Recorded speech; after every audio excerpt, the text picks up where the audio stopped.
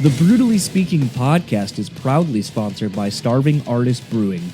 Starving Artist Brewing may be a small speck on Michigan's beer map, but they say big things come in small packages. A brewery who really puts their money where their mouth is, supporting underground artists far and wide. Making delicious beers with the simple belief that you should judge beer, not people. Brutally Speaking podcast is proudly sponsored by Rockabilia.com. With over 500,000 officially licensed items in their online store, you're guaranteed to find something you need. Use our code BRUTALLY and get 10% off your total purchase order. Now on to the show.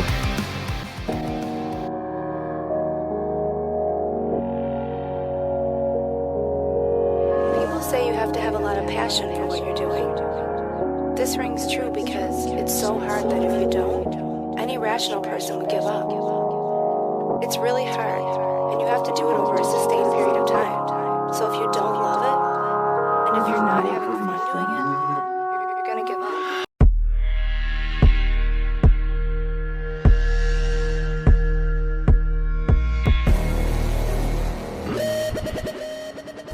What's up, everybody? Welcome to another episode of the Brutally Speaking podcast. I am your host, John, and this episode's guest is Shmeeans, guitarist of funk band Lettuce. This came about thanks to a friend, James Shotwell, formerly of Under the Gun Review, used to work at Holics, now currently works at Kalamazoo State Theater, and was a thing where, you know, he kind of wanted to help the venue and bands and the shows that they have coming up promote the shows in different ways, kind of thinking outside the box, and wanted to know if I would help him promote the show in Kalamazoo, Michigan. It'll be this upcoming Tuesday, the 21st. You can still get tickets over on kzoostate.com. A lot of great variety of acts actually coming to the venue. I made a quick glance at the website for the venue. Showcases a plethora of events. I mean, there's a Queen tribute band. Chelsea Handler is coming through. They have Nate Bargatze, so comedy. They also have Indigo Girls coming up in a couple of days. Just a lot of stuff that's going on there. Really great to see. I mean, Kalamazoo's not really necessarily known as a hotbed for live music on a national scene, and I think that there are. I mean, when I look and think back to my time living in Kalamazoo and even being in the local band scene, I feel like that's sort of what it's always kind of been there. It's been a lot more of an underground thing, given the fact that it's more or less a C or D market in comparison to a Grand Rapids or a Detroit, here in Michigan anyway.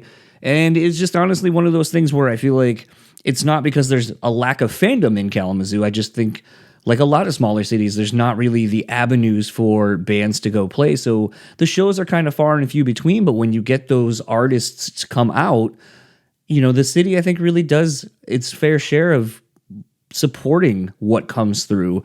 And like I said, it's kind of, and it's sort of an interesting parallel into the quick chat I had with Adam, but, you know, talking about my time living in Kalamazoo, you know, growing up right out of high school, going to basically this hippie house that was just adjacent to Western's campus. And every Tuesday there'd be a band playing. And I know even when I was booking shows and playing shows, you know, venues like Papa Pete's, you know, they would do the Blues on the Mall and then the Mixers on the Malls where they would have local bands playing and people kind of get to drink outside and hang out. The city itself is very much an active local scene. But I think it's just one of those things where you kind of got to know what you're looking for and you got to venture out. Like, you're not just going to find these things by simply just perusing the internet. I mean, a lot of it is kind of who you know and being in the know. And I do kind of attribute that to sort of my doing the same once I moved away from Kalamazoo, like being an active part of my local scene, talking to different people who would go to shows, who would put on shows. And it is networking at its finest. And it is one of those things where as I get older, I kind of look back at my time living in Kalamazoo and going to a lot of venues and bars that no longer exist that used to put on shows. And I look back at that time very fondly. I feel kind of sad that maybe today's generation of kids that are down that way don't have those same avenues. But I do feel like there are places like Bell's, like Shakespeare's, I know down in their basement, they do all kinds of stuff from comedy to bands and so forth. And I think Kalamazoo, like I said, it's a hidden gem, really, of Michigan as far as supporting art and seeing different types of art and musicians and so forth. There is a wide array of things down in that city, and it's, I think, heavily slept on. So to get to have the opportunity to kind of work with one of the long-standing venues in town in a different capacity, not booking a show, but kind of being a form of press and media for it, is really cool. And it's kind of a way to sort of get back to what kind of birthed me as a young music fan. So all of that said, this episode is kind of short because it was the first day of a tour for Lettuce. So let's get into my conversation with Shmeeans, and I will talk to you all on the other side of it.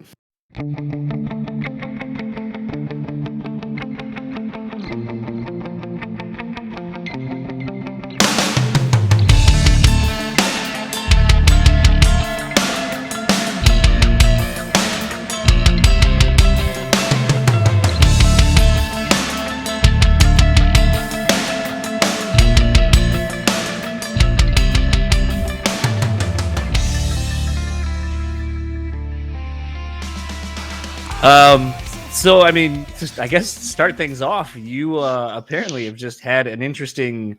Today is technically your first day of tour, right? Yesterday would have been probably either day travel or pre-pro. Today is totally our first day of tour. Let me fix my hat. Yeah, today's first day of tour. Yesterday was a travel day, we call them, and. Yeah, you know what? I slept through most of whatever the debacle was. Well, I guess it couldn't have been too bad if no one bothered. No, I think it was supposed to be pretty bad. Something like the axle broke and two wheels. Wow. Two tires. Something awful. But I'm here. Well, I mean, obviously we have heard of plenty of instances of those kind of things just going horribly wrong. So I guess it's good that nothing did. Wasn't trying to make light of the situation. I just didn't think the bus issues were really that bad. No, it's the nature of the beast. I just happened to sleep through it. Sound like me. Someone was like, "Do you remember?" Like my parents a long time ago were like, "Did the parade wake you up?" Because it like went right by our house, and I was like, "There was a parade." They were like, with fire trucks going, like the whole 9 yards, and I was like, "Oh no, I slept through all of that." Yeah, so. To be honest, I woke up when the bus started moving again, and the bus has some issue that when he's not pressing the accelerator, the bus sounds like there's a banshee screaming in my bus. So there's that. Hopefully that's not the entire tour, else, why'd I leave home and the kids? Because I could have just stayed there to be woken up by screaming people. Absolutely. There kind of want to talk about something a little bit interesting and kind of a throwback to like my youth, really. And I haven't really heard or seen anyone doing this. And I was scrolling through the band's socials a couple of days ago and saw someone comment about how they were a part of your street team. And it was something that when I saw that, I was like, I don't really know if that's a thing anymore, let alone if bands are still actively utilizing them in any kind of capacity.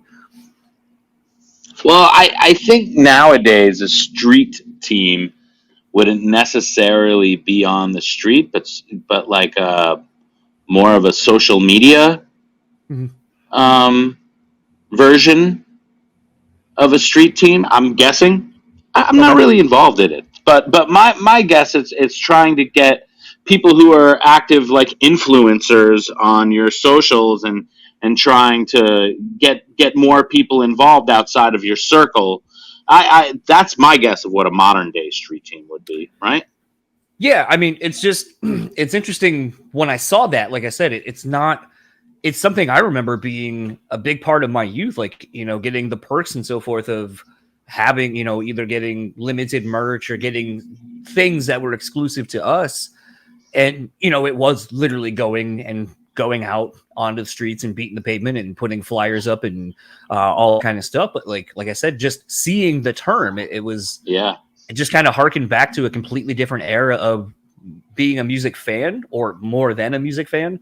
But hey man, I was 100% part of that era myself. And I have actual great memories from early Lettuce when maybe we'd only played a couple parties here and there. This is pre-internet. This is before us releasing anything ever. And I'm walking down the street in Boston on Newbury Street, and someone's handing out a bunch of flyers. And they hand me the flyer, and it says, "Hey, have you seen this band?" And they're looking for Lettuce, and they wanted us to play at their party. So, that's how we used to communicate back in the day. Street teams. Yeah. It's a thing where, and I'm almost 40 myself at this point, and it's weird to have just kind of transitioned from, like, I was talking to someone the other day actually, and we were discussing, because they were like, "Oh, it seems like you go to a lot of shows," and I was like, "Yeah, but I mean, to a degree, what constitutes a show?" Because like there was in the city you're going to be going to later in like 5 days, Kalamazoo. When I grew up in Kalamazoo, there was we called it the Tuesday House. And essentially it was some, hippies that lived there. And it was very much a communal vibe on Tuesdays. They'd have a couple kegs. I think someone that lived at the house was in a band, like a jam band. But they also welcomed people, if you played an instrument, just to come up and play. And that was like our typical Tuesday thing. And I was like, is it a show? No, but I saw bands and I saw people from and it kind of became this random sort of like artist collective of sorts where it's like, yeah, you'd have someone that was coming through and there would be a donation at the door that day or something. And it was sort of like being at a show, but it wasn't. So I was like, I consider it a show. I think it's a show. Yeah. You want to know why? That's what I said. Because you're supporting local art. No, because if it was recorded and if it was on tape and it was archived, then you'd be like, let me listen to that show from the house. And these are the people who got up and played. And there would be, the way that like the Grateful Dead or Fish would archive things of that matter. And that stuff kind of comes up in our history where someone from our past will be like, hey man, I have that on video. I have that original stuff. And you have to listen back and be like, wow, maybe not everything was set in stone back then of exactly who we were, because it was, for a lot of that stuff that you're talking about, those are discovery periods, experimental periods for musicians, for what might become a band, why that might become a band. Those are the foundations, from our youth. Speaking to kind of having a lot of recorded old shows and so forth, obviously in this scene back then, I would say it was pretty common just to have people recording stuff just for whatever, not really any reason, just to kind of document it. But is it interesting for yourself when people kind of will maybe like a new video might pop up and you get tagged in something to think about the journey that you have been on as a musician and as a person and seeing kind of where it all started and going like kind of in the best way to say it, kind of like a time machine to go back to a different you and just kind of take it all in and think about where the journey has taken you? Well, that's kind of always how I've thought about recorded music, that it is, a picture of a moment in time. That's what you are essentially capturing. You are capturing that moment, and it's completely historical. Yeah, it's nostalgic to me to look back on some of that stuff and be like, wow. See how much we've changed. See how much has stayed the same. It's interesting for me to look back and be like, man, some of that stuff sounds great, and that's why we became who we were, and you can see this chemistry.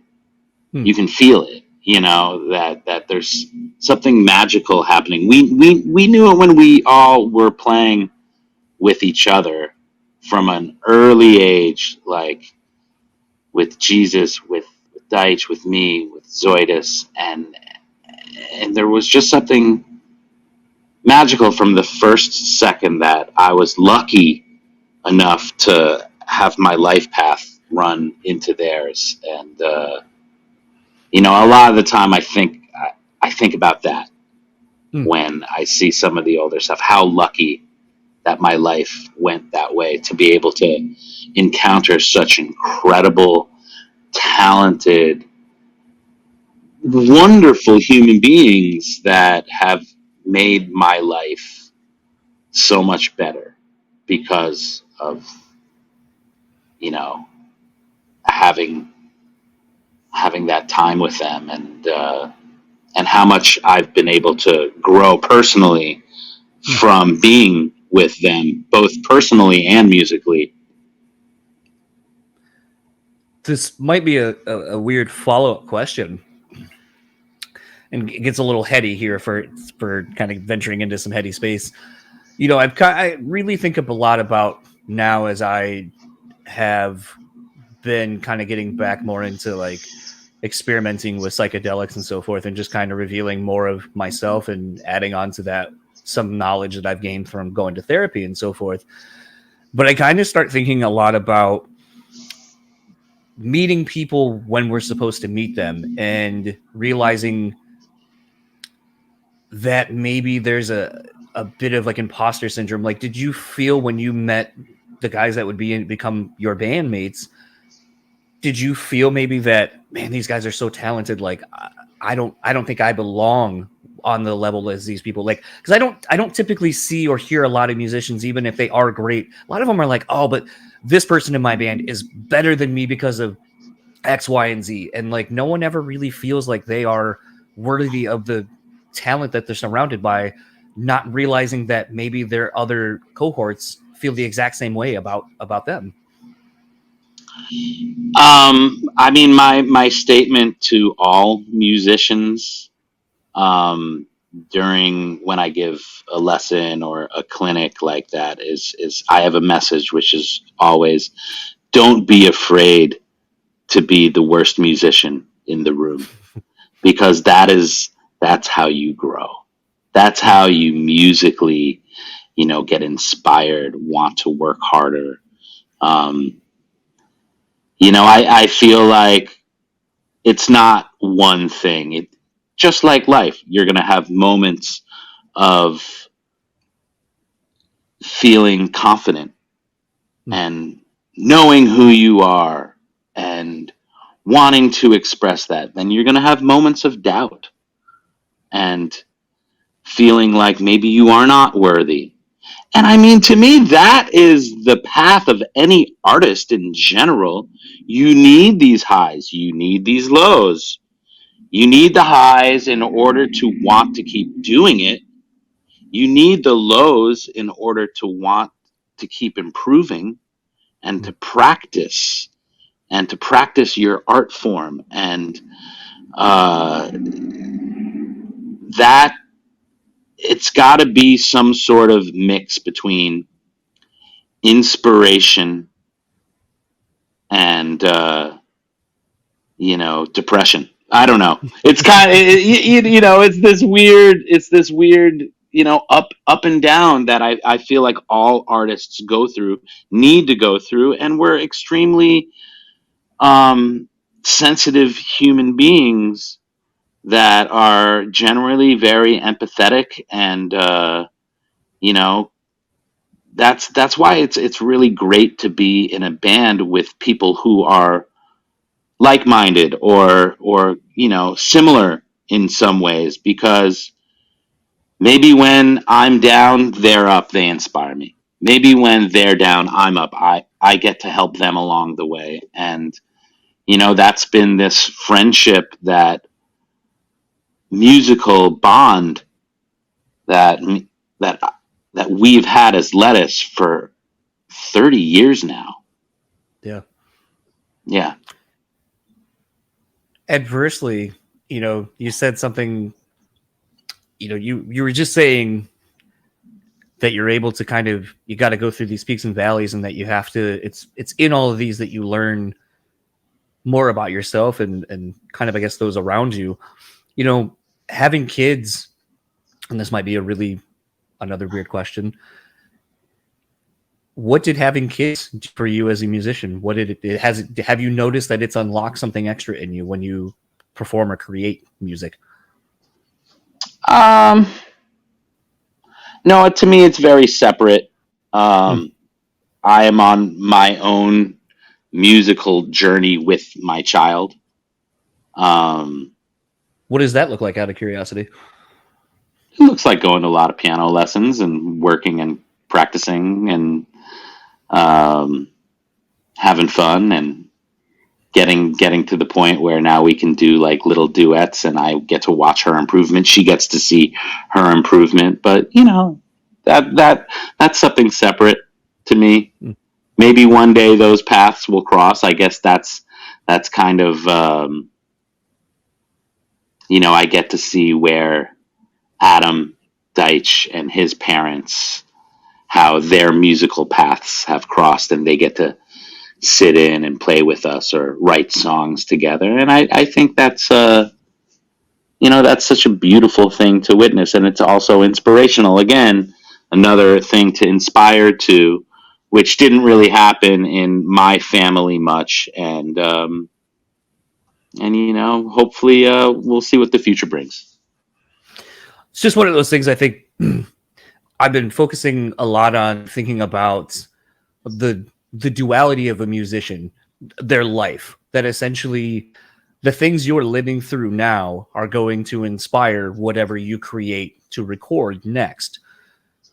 And then by the time you're done writing it and getting it out to the public, it potentially could already be months to years after the initial spark that inspired it is done. So then you kind of have to go backwards and live in that moment, while you're still living now your current thing that's inspiring you for the next new thing that you're going to be creating.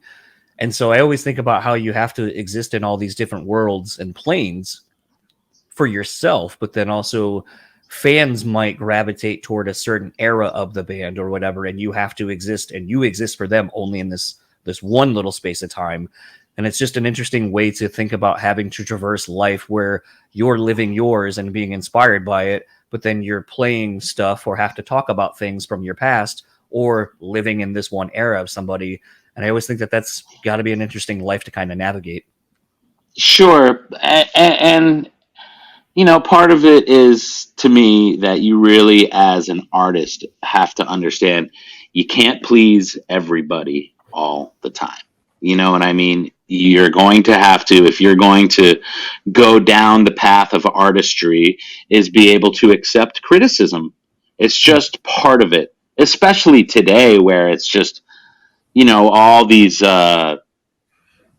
this feedback immediate right after you're done playing is available online. You go and you look on social media from the night that you just played, and it could be like, that was great, that sucked, that was great, that sucked, I wish they played like this, I wish they, what I mean. And you have to learn how to emotionally navigate that or deal with that. But to me, geez, how lucky is are we, lettuce, to be able to affect any human Hmm. at any point in time.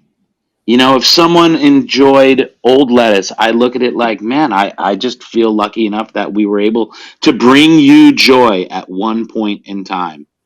I mean, isn't that the goal of being a musician, is to bring the world joy? And if you understand that you can't do that all the time for everyone, at least be glad that you did it sometime for Yeah. somebody, you know?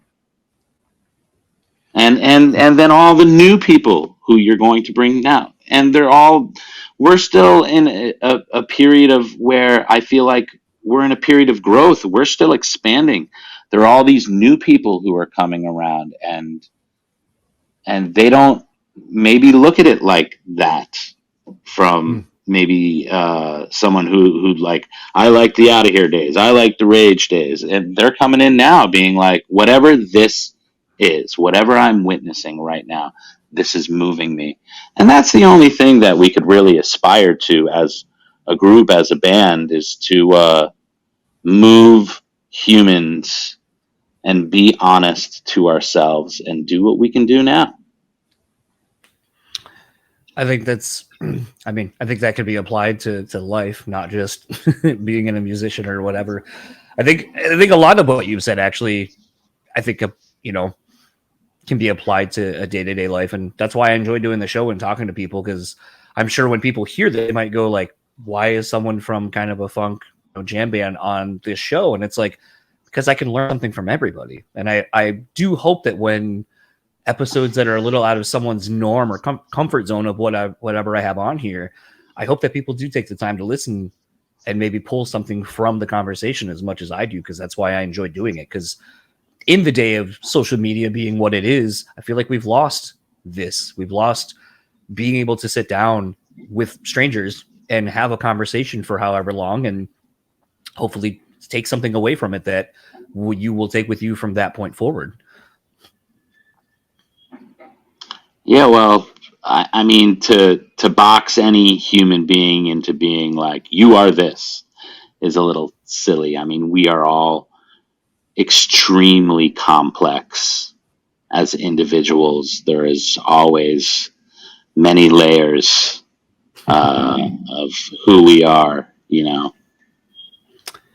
I guess kind of one of the last questions I have for you, because I know you got to get going to start your day, the first day of tour. You know, you're playing the Kalamazoo State Theater. I kind of Let's go. alluded to a time when I lived in Kalamazoo, now about an hour away. Oh, lost you. There he is. I think, yeah, sorry. I think a phone call came in and it knocked me out. Was basically going to say, though, like in your 30 years of touring, I mean, Kalamazoo is one of those cities that I always think when people see shows that are there are kind of surprised that there is a music scene or that bands play there. But, you know, I don't think I've really ever have asked a band or a person on this show, what are your memories of playing in Kalamazoo? What has it been and meant to you in the 30 years of being in Lettuce? Man, to be honest, my memory is awful.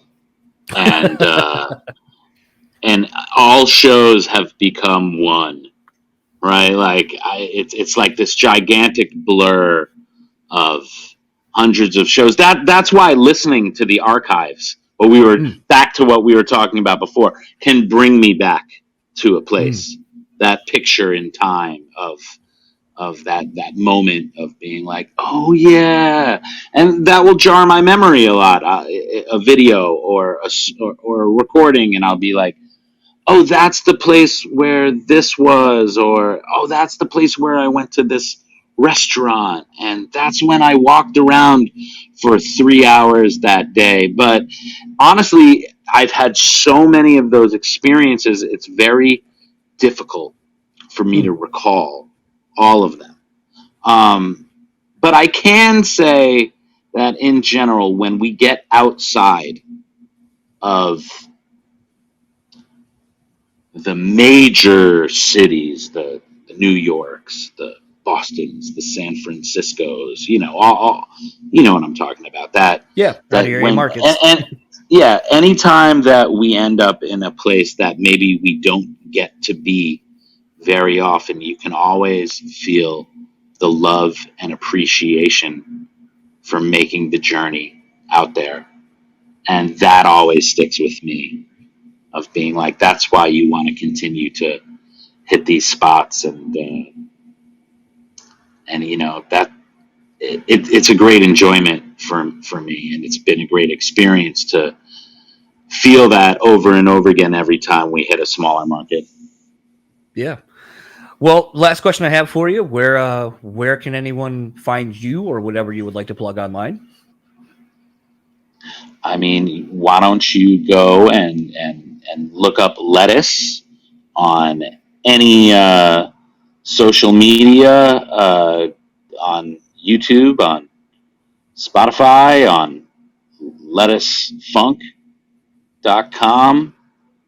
Check out our Instagram, check out our Facebook, whatever, you know what I mean? Find us. We're out there. We're called Lettuce. We're pretty easy to find. Lettuce Funk, Lettuce Music. We've got many albums out there. There's many live videos of us that a lot of our incredible fan base has put up and archived. Um, and listen to Nigel Hall, listen to Adam Deitch, Eric Jesus Coombs, Eric Benny Bloom, myself, Ryan Zoidis, all of these incredible human beings and musicians are very prolific in the work and the music that they have done and spanning their entire career. Um, let's go. Well, looking forward to catching the show on Tuesday, and hopefully safe travels. No more bus issues. Hopefully, knock on wood. Let's go. And enjoy the rest of your day. Thank you for taking the time. Man, I appreciate you having me on here very much. Thank you. Yeah. Bye. All right. Bye-bye. So that was my conversation with Shmeeans, again, of Lettuce. They are playing again on Tuesday the 21st down in Kalamazoo at the Kalamazoo State Theater. Tickets are still available. Go to kzoostate.com, pick up your tickets, go support the band, go support the venue. And again, want to thank Shmeeans, first and foremost, for taking the time. Also the band's management and so forth for working with me to get this handled in a pretty prompt manner. And James and everyone over at the Kazoo State Theater for kind of thinking of me as a avenue to kind of do something fun for the venue for their upcoming shows. Would love to kind of see what else we're able to partner on and bring more eyes and ears and attention to upcoming events here locally. And it's a thing, too, where, I kind of said it in the chat, I'm sure there's going to be some people who probably will look at this episode dropping and, it's a 20, 25-minute chat, which I haven't done a lot of those in the recent years. And it's one of those where sometimes, you just kind of got to take what you can. And on top of that, make the best of it. And honestly, I kind of had said to Adam, we don't have a lot of these interactions anymore. That's one of the things I still love about the podcast. And the medium is basically getting to communicate with people, even if they're strangers, even if I know nothing about them. I tend to find actually that's when I enjoy this the most. I mean, if you were to ask Dan Terry from DFT's Dungeon / my old co-host, it was a thing where a lot of times I'd be like, oh, I'm talking to this newer band. I don't really know much about them. There's not really a whole lot out about them. Or in some instances, when you have a band like Lettuce that's been around for 30 years, it's also equally daunting because there's either not a lot of information for you to kind of go off of, or there's so much. How do you hit everything that a longtime fan will find enjoyment out of? So there's kind of this weird middle ground where sometimes you just get a little worried or get in your own head that it's not going to be good because of extenuating circumstances. And more oftentimes than not, those are the ones I find the most fun because I guess because I just don't have anything in mind of what it's supposed to be. And I just kind of go. And I think that's the thing. I think that too often that's how we all as people live our lives. We are so regimented and want things to be a certain way. We kind of curate the things that we want to do to optimal happiness out of these things we're investing our time in because time is so finite. You work and then you have blank amount of hours and then you have to go to bed so you can get up and go to work and do everything again, that you try to squeeze as much happiness out of your free time as you can. And I think we kind of curate our choices in life around those same things. Like, what can I do to extract as much happiness out of this experience as I can? And I think sometimes we forget that letting it be kind of free to being what it's going to be can actually be where the more enjoyable thing happens, more growth happens, because it's kind of getting you out of your comfort zone. It's the unknown.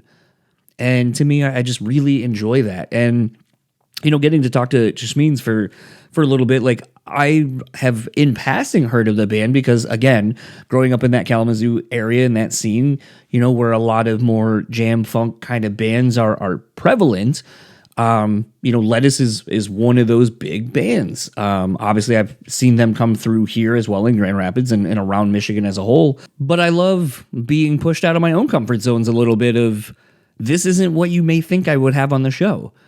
And I'm not going to sit there and tell you that I'm the most biggest fan of this band, but there were some pieces of the conversation that I'm definitely going to, since we did it about an hour and a half ago, I've kind of kept with me. It's interesting how that works. So today's challenge for you, I guess, do something that kind of maybe is off the beaten path for you, that maybe you don't know what the outcome of it's going to be, but just kind of challenge yourself to do something new. And you'll maybe be interested to see and surprised to see where the growth of that adventure took you down the road. So do that. Be adventurous, I guess, is the moral of the story. And, to kind of piggyback off of Shmeeans, you got to have these things with the peaks and valleys, and you have to understand, like, when you're in the valley, that there will be a peak eventually. And when you're at the peak, understanding that a valley is possibly on the horizon. And it's in those things that kind of inform you of who you're going to be and how you're going to deal with life. So want to thank Adam again for taking the time to chat. And yeah, go pick up tickets. If you're in the Kalamazoo, Michigan area or adjacent, kzoostate.com. Once again, go pick up tickets. Go check out this band. I think I am going to try to take the wife and go and expand my own horizons on this, as I've never really gone to see a show of Lettuces before. So I'm very much looking forward to checking out a band and seeing what I take from it, what it inspires out of me. So without further ado, let's start wrapping up this episode. If you would like to keep up with the band, you can find them, as you heard Shmeeans say, Facebook at Lettuce Funk, Instagram at Lettuce Funk, Twitter, can you guess it? Lettuce Funk, and the website, all things going on with the band, lettucefunk.com. If you would like to keep up with the podcast, simple enough, Brew Speak Pod on all your major social media platforms. If you'd like to email me with possible guest suggestions or just comments about the show as a whole, brutallyspeaking@gmail.com. If you are listening to this on whatever app of your preferred choice, if you have the ability to rate or review, please do such. Obviously, you hear countless people tell you why that's important. Same thing applies here. And for the Brutally Speaking podcast, I am John, and I'll talk to you all next time. Enjoy the rest of your week.